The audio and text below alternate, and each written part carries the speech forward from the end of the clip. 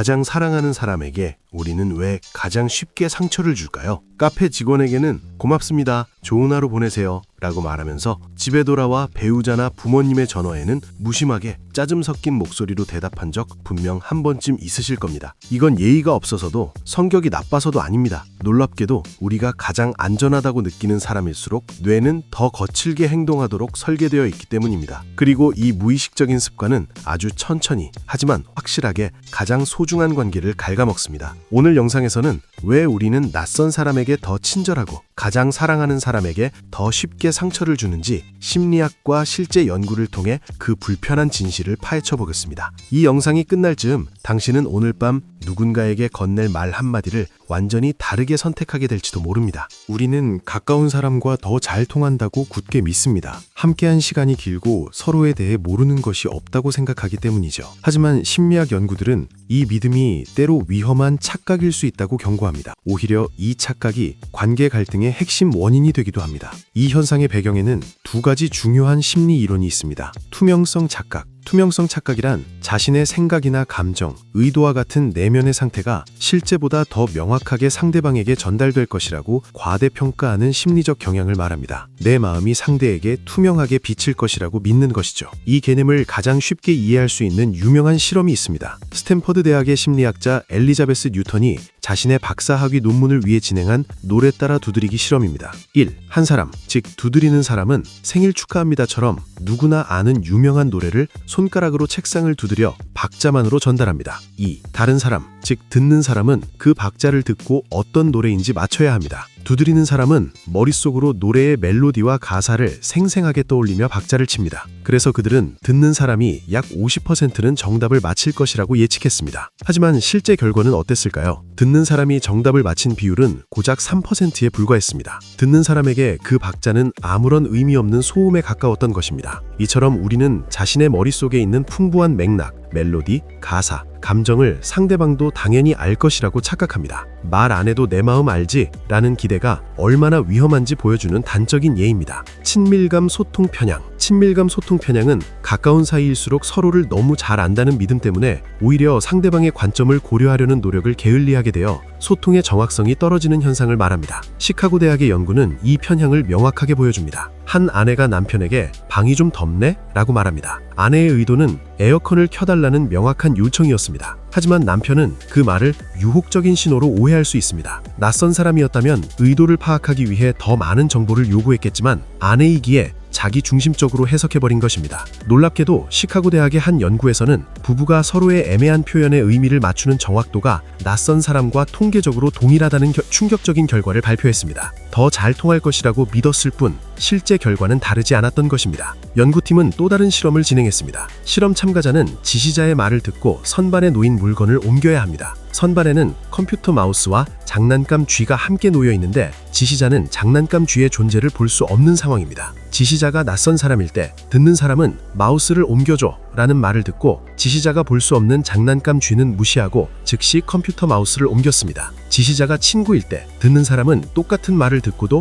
컴퓨터 마우스와 장난감 쥐 사이에서 훨씬 더 오래 망설였습니다. 이는 친구가 장난감 쥐를 볼 수 없다는 사실을 순간적으로 잊고 두 개의 쥐라는 자신만의 혼란스러운 관점에 갇혀버렸기 때문입니다. 이러한 소통의 실패는 단순히 개별적인 오해에서 그치지 않습니다. 이는 관계의 빚을 만듭니다. 우리의 의도가 오해받을 때마다 작은 좌절감이 쌓이고 내 마음을 알아주지 못한다고 느낄 때마다 약간의 호의가 사라집니다. 시간이 지나면서 이렇게 쌓인 이해의 적자는 인내심과 공감 능력의 기반 자체를 침식시킵니다. 그리고 이는 우리가 곧 살펴볼 행동의 역설, 즉 편안함이 어떻게 경멸로 변질되는지를 거의 필연적인 것으로 만듭니다. 소통의 문제를 넘어 이제 우리는 왜 행동적으로도 가까운 사람에게 더 부정적으로 대하는지 그 심리적 원인을 파헤쳐볼 차례입니다. 편안함이라는 감정이 어떻게 무례함으로 변질될 수 있는지, 그 위험한 과정에는 세 가지 핵심적인 심리 기제가 서로 맞물려 위험한 악순환을 만들어냅니다. 첫째, 심리적 방어막의 해제. 우리는 낯선 사람이나 사회적 관계 속에서 좋은 이미지를 유지하기 위해 끊임없이 자신을 통제합니다. 사회적 규범과 예의라는 틀 안에서 감정을 필터링하고 행동을 조절하죠. 하지만 가장 가까운 가족이나 친구 앞에서는 어떨까요? 그들 앞에서는 긴장의 끈이 풀리고 애써 쓰고 있던 친절의 가면을 벗어던집니다. 가족은 내 모든 단점을 이미 알고 있으니까요. 굳이 좋은 모습을 보이려고 애쓸 필요가 없죠.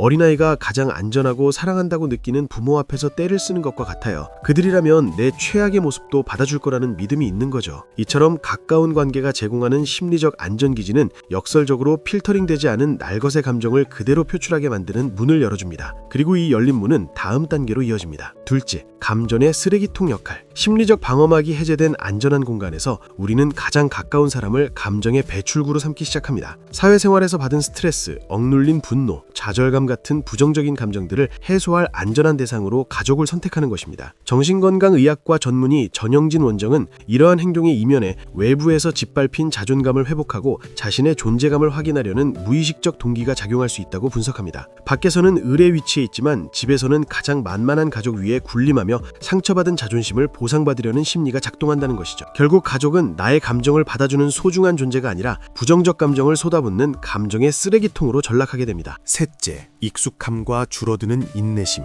이렇게 반복적인 감정 투사는 관계의 마지막 방어선을 무너뜨립니다. 알렉스 리커먼 박사는 관계가 오래될수록 상대의 장점보다 단점에 대한 우리의 인내심이 급격히 줄어든다고 지적합니다. 관계 초기, 상대의 모든 것이 새롭고 매력적으로 보입니다. 사소한 단점조차 긍정적으로 해석하려는 경향이 강합니다. 관계가 깊어질수록 상대의 장점은 당연한 것이 되고 더 이상 우리의 관심을 끌지 못합니다. 반면 처음에는 대수롭지 않게 여겼던 사소한 단점이나 습관들은 계속해서 신경을 자극하고 쌓여갑니다. 결국 아주 사소한 단점 하나가 인내심의 한계를 건드리는 순간 우리는 폭발적으로 분노를 터뜨리게 됩니다. 심리적 안전함이 감정의 쓰레기통을 만들고 그 쓰레기가 쌓여 익숙함 속 인내심을 모두 갉아먹는 악순환이 완성되는 것입니다. 이렇게 세상에서 가장 소중한 관계는 가장 상처받기 쉬운 관계로 전락합니다. 그렇다면 이 끊이지 않는 악순환의 고리를 어떻게 끊어낼 수 있을까요? 마지막 파트에서는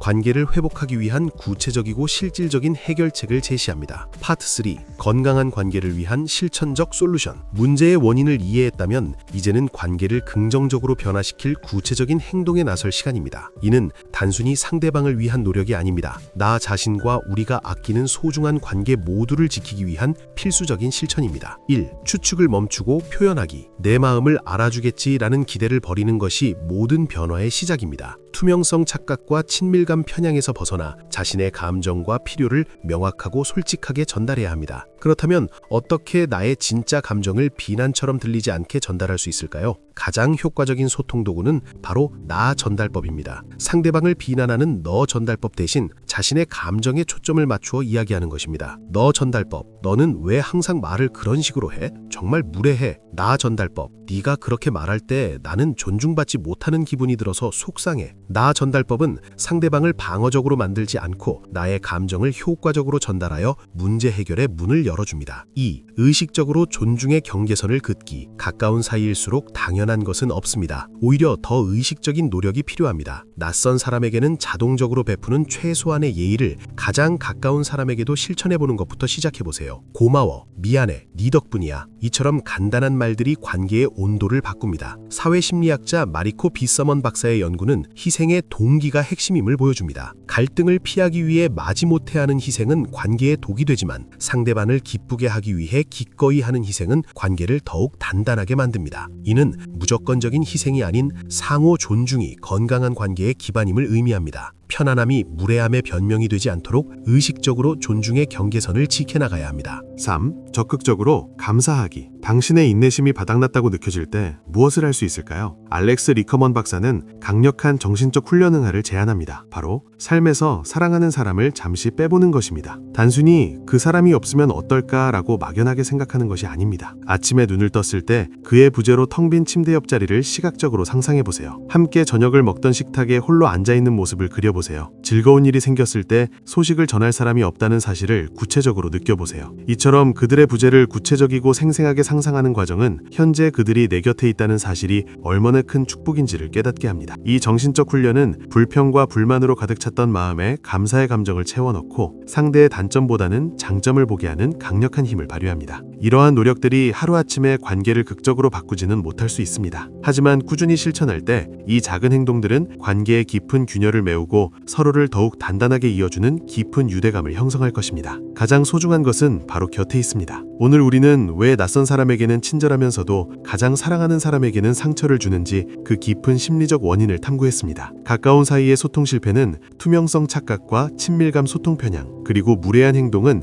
심리적 방어막의 해제, 감정의 배출 고하, 그리고 익숙함이라는 악순환의 함정에서 비롯된다는 것을 확인했습니다. 우리는 이제 기억해야 합니다. 진정한 친밀함은 모든 것을 허용하는 면허가 아니라 오히려 서로의 경계를 존중하고 더욱 세심하게 배려해야 하는 책임이라는 사실을 말입니다. 밖에서 완벽한 사람으로 보이기 위해 애쓰느라 소진된 에너지의 마지막 한 방울까지 짜내어 정작 가장 중요한 사람에게 상처를 주는 악순환을 이제는 멈춰야 합니다. 다음번에 카페 직원에게 습관적으로 감사 인사를 건넬 때 잠시 멈춰보세요. 그리고 당신의 가장 의식적이고 진심 어린 따뜻함을 바로 다음에 당신에게 전화할 그 사람을 위해 아껴두십시오. 진짜 중요한 것은 바로 그곳에 있습니다. 그것이야말로 진정한 친밀함이 해야 할 일입니다.